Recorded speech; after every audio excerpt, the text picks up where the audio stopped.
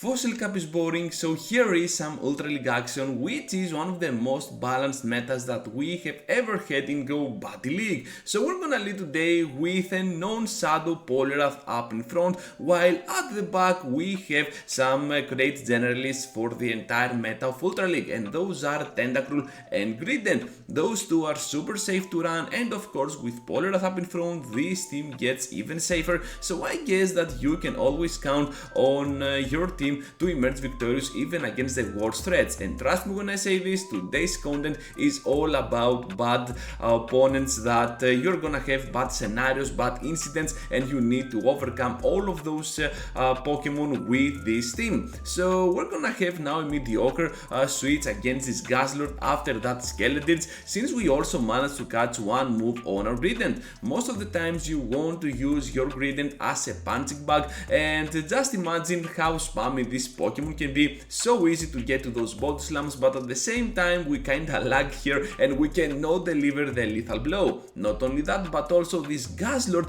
is gonna get to back-to-back Dragon Claws, but before they get to the second we still manage to emerge victorious. Even with the lag, we can have a chance against the Skeletons. We managed to get the shield out of play and catch once again the move on our Tentacruel. This is why Incinerate users are kinda bad sometimes. You can always predict their moves. They need to throw at the worst case moments, so yeah, you can always catch the move if you are kinda careful. So my opponent has an Alolan Mach with Shadow mode on at the back, and I guess that this is just fine for us because we can resist the poison jabs while we can also apply some extra pressure with the Scald.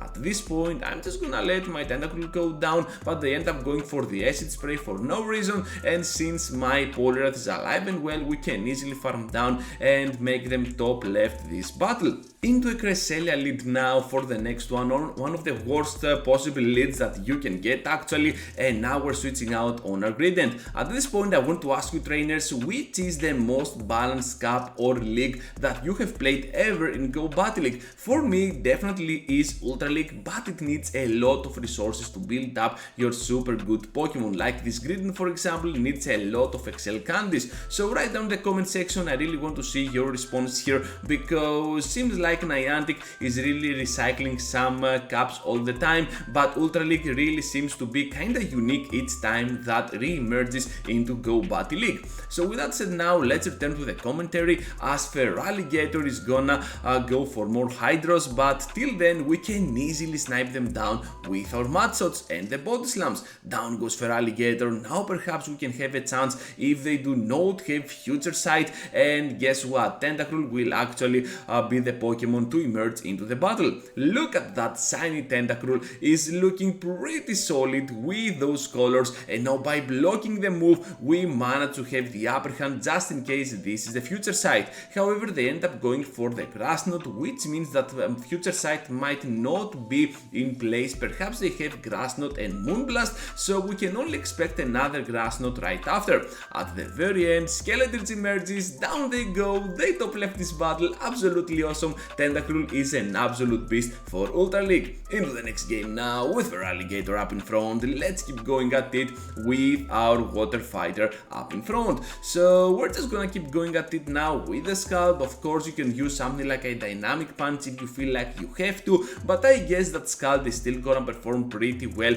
on your Poliwrath. And since now they switch out on their Giratina, this is the perfect chance for us to emerge into the battle with Grident. This is how neutrally good Grident can be, able to destroy down all of those Giratinas, and I think that the only threat that Grident is gonna face is gonna be something like a Cobalion, but hopefully that Pokemon is not around at all in the Ultra League level. So if you find a lot of Cobalions, this team is not gonna perform that well, especially with the backline getting destroyed down by that Pokemon. However, with Poliwrath on your team you can somehow emerge victorious, but let's return now to the commentary because Cobalion is nowhere to be found yet. So now with the Grident coming into the game of their own, we can easily return with our Poliwrath to apply some extra pressure on their HP bars. So they're getting now on a charge attack, which means that we can easily survive and still reach here on the Icy Wind to provoke a shield at least on this individual one. Down they go, they do not want to shield, Giratina returns, and obviously here they need to go for at least one Dragon Claw to finish us off, otherwise we're getting to the Ice Wind.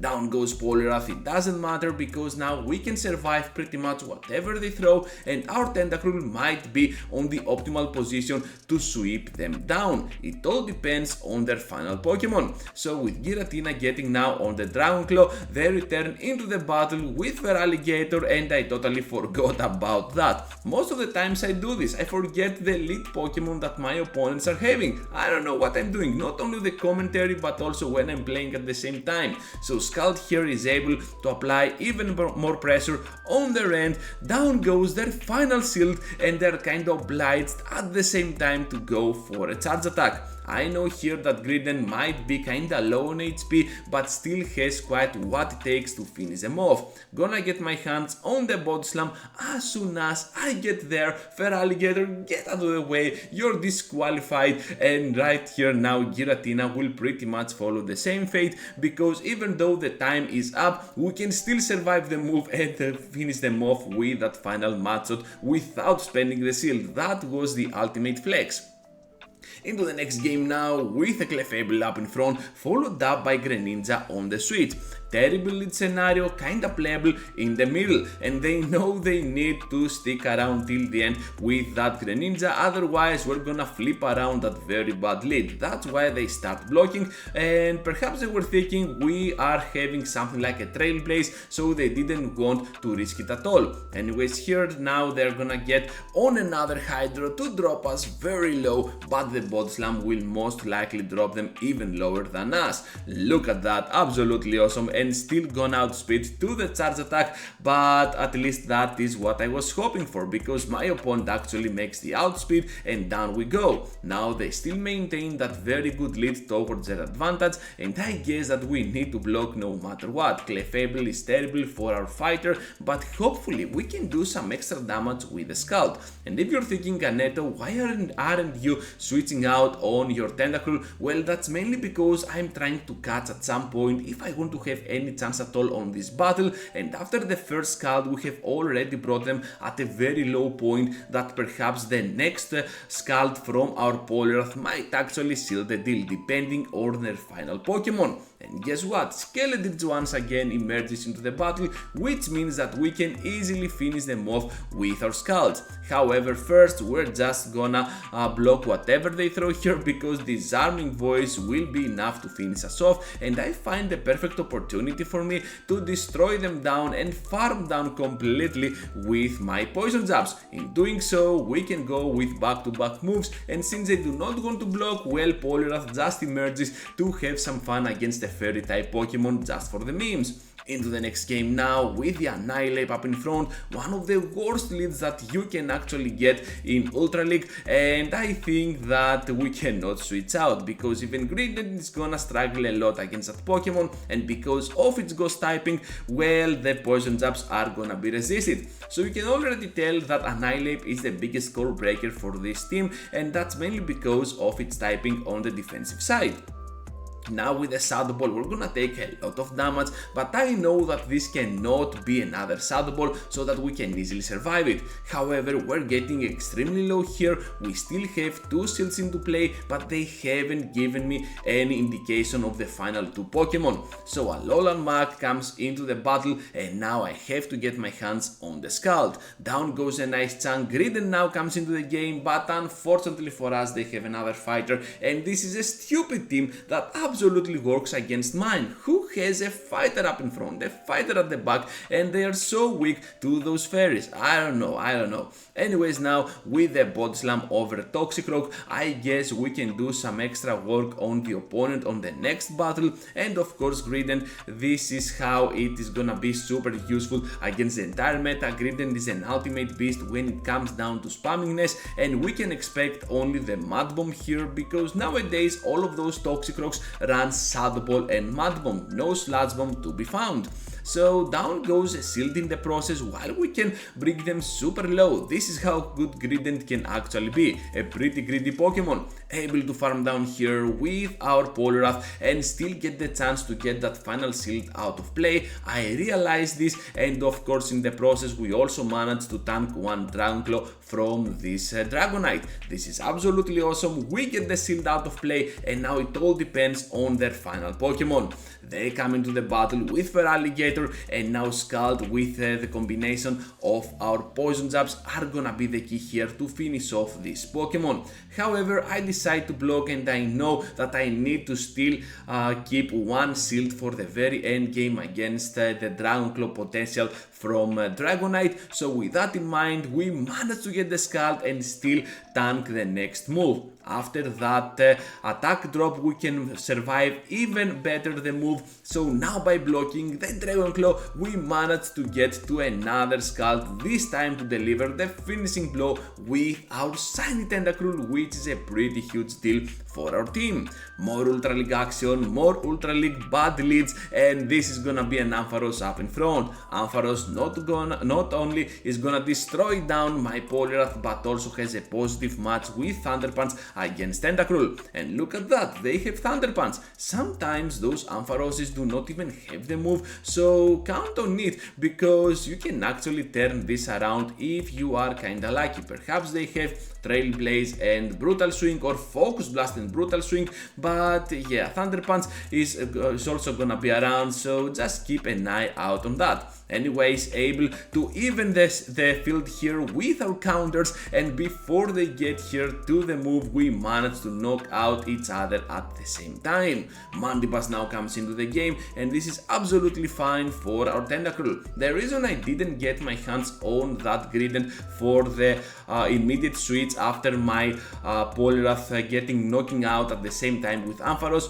is because I was expecting something like a Poliwrath of my opponent. That's why I went into the battle with Tentacruel, and yeah, we end up having still kind of a positive lead, a positive matchup actually against Mandibuzz because of our Blizzard. This is a perfect chance for us to get to the move, but they end up switching out on the Tapu Fini. What a great catch they almost made here, and now with the Tapu Fini having to throw some Nature's Madness, we're just gonna switch out on our Grident. Grident now getting to the moves with the back-to-back bot slams to eventually finish off that poor Tapu, and I guess that we still have quite what it takes with a single Blizzard to finish off that poor Mandibuzz. However, can we survive before something weird happens? No, actually we're just gonna survive the Surf here, still deliver the lethal blow with that body slam, switching out on our Tentacruel for the Blizzard in a battle that I definitely forgot the outcome. For some reason I thought we were gonna lose this. Anyways, into the next game with Virizion up in front. This Pokemon is bad news once again for our Poliwrath, so I decide to stay in a little bit to see their moveset just in case they do not have Leaf Blade, but they do. So with Icy Wind here, I go for the debuffing chance against them. They take the move, which is pretty huge, and also catch the move on our Grident. Even if they have now Sacred Sword, by tanking the Leaf Blade, we can easily survive the next move, while at the same time they are getting Energy Dry. Sacred Sword is not gonna do a lot of damage after that debuffing Icy Wind, so I guess we can easily push for some shields at this point. Virizion goes for the first shield and perhaps for the second here, but before anything weird happens, they decide to take the move, survive with a minimal amount of HP, and now this is a race to the farm down. They managed to get there first, but Poliwrath has the final word to finish them off. So that was a combined effort for the victory here, but my opponent still has another hard counter for my other two Pokemon, and that is an Ampharos. So this time they end up going for the Brutal Swing, so they do not have Thunder Punch at all. This is what I was talking about. Some of those Ampharoses do not have the correct moveset, and by switching out here we can easily have the upper hand over the final Pokemon because their shield is out of the way. Now let's see what lies at the very end. It is the Aurorus, so now we can have finally the upper hand against a very bad alignment team. for us. So this Aurorus, whatever it throws, can easily be tanked by our bulky Medusa here, while we can still reach to that cruel Scald for the end game and the knockout. Poliwrath now against the world, against another Ampharos, this time on Shadow mode, and I do not have a very good feeling about this one, because they're gonna outspeed us to the charge attack, of course win the CMP here, and they have Trailblaze. This is absolutely savage for us. Now with the Scald we managed to get the shield out of play, which is pretty nice, but now I need to switch out on my Grident, not only to catch the move, but also making them switch out to another Pokemon, because they're having a lot of attack boosts on their end. Also they managed to get to an extra Volt Switch here because of FPS drop, which is something that you are all familiar with at this point, so we almost go down to the Shadow Ampharos. So now with Golisopod coming into the game, we can get to a lot of body slams on that kinda glassy Pokemon, but this is Ultra League after all. Everything is much bulkier than they have to be in comparison to Great League at least, and now before we get to another body slam, they manage to farm down with those very resist Shadow Claws. So I decide to come into the battle here with my Tentacruel, because I know that most probably whatever they throw is gonna be resisted besides something like an Aerolace, but as it seems they do not even have that move. So here comes now a Scald over Jellicent, and we're just gonna try to debuff this Pokemon at some point, and I know that I have to respect the damage from those Shadow Balls. So in order to have kinda the upper hand over my opponent, I need to finish off this Jellicent as soon as possible, but I also get a severe mistake now by switching out on my Poliwrath. I was hoping to survive even better here with against that Shadow Ball, but we do not, because they have the debuff, but still it is what it is, and my opponent will just clear the debuff so easily by switching out to Golisopod. Golisopod now has a lot of energy to throw, Liquidation is coming off, all we need to do here is to survive the move once again and try to completely farm down. Yes we can, but unfortunately we do not have Blizzard ready to go. Is this Scald enough to give us the victory? No, it is not. Jellicent still survives on the CMP. Absolutely cruel for our Tentacruel, and down we go. What a game into the final one, and I have one of the most impressive leads ever in Ultra League, and this is a Zygarde on 100% mode. Are you kidding me? This is the first time I encounter this Pokemon on Ultra League. Most of the times I see it on Master League, but let's see how this is gonna go. So they're trying to catch on their Grident, and this is kinda of a weird switch because not only we can have the upper hand with those counters, but also they get a lot of damage in the process. Grident is so spammy that even up against my Tentacruel here will actually have a chance at beating me down if I am not careful, so I want to farm as much as possible while I still need to deliver the finishing blow with a simple Scald. Also, I know that Zygarde might actually resist all of my poison moves, so I'm just trying to make quick work of my Tentacruel against another threat. Zygarde returns here, I cannot get unfortunately on the Blizzard, and now Scald will connect on that very bulky Pokemon. I want to protect my Poliwrath here from a potential Earthquake. They end up going for that move, and Cresselia is their final one. So all of a sudden we have a crazy win condition here because of Crunch on our Grident. So we also managed to apply the debuff on that poor Cresselia. Let's see how this is gonna go, because as it seems I want to sacrifice my Poliwrath for the greater good, but we end up surviving the Grass Knot, and this is why Ultra League is so balanced. Nothing is so weak to another Pokemon, so you can always count on your team even against the worst case scenarios. So here comes now a Grass Knot to finish off my Tentacruel, and now that they are almost energy dry, we can easily farm down Zygarde, which comes into the game, and of course they did that to clear the debuff from that Cresselia. However, the crunch damage is so much to comprehend, and I guess that we can easily get a sweet victory for our team. That is gonna be all for today's content, trainers. Thank you for watching, for seeing around till the end. It really means a lot for my channel. As you can see here, Griden is really putting off some great work, and if you want to put off some great work as well on my channel, feel free to leave a like before you go, or even subscribe to my channel, because it really means a lot for me, and I guess it really encouraged me to go on with more content for you. With that said, have a great day, trainers, and I hope to see you all into the next one.